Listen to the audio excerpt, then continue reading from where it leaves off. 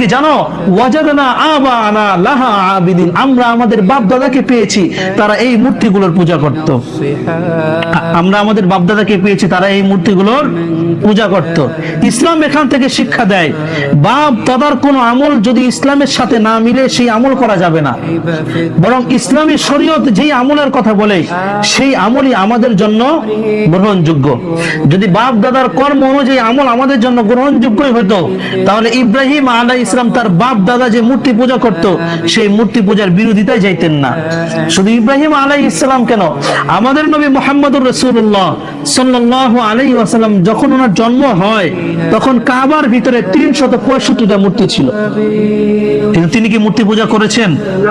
এরকম কোন বর্ণনা পাওয়া যায় না যে নবীজি সাল্লাল্লাহু আলাইহি ওয়াসাল্লাম কখনো কোন মূর্তির পূজা করেছেন।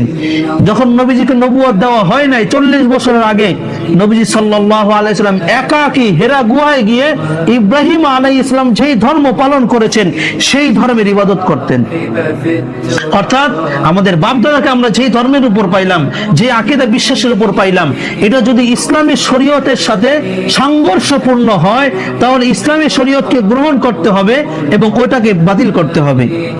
ইব্রাহিম আলাইহিস সালামের কওম তার জাতি উত্তর দিল, ওয়াজাদনা আবানা লাহা আবিদিন, আমরা তো আমাদের বাবাদেরকে, আমাদের দাদাদেরকে, আমাদের জাতি গোষ্ঠীকে পাইছি তারা এই মূর্তিগুলোর ইবাদত করত।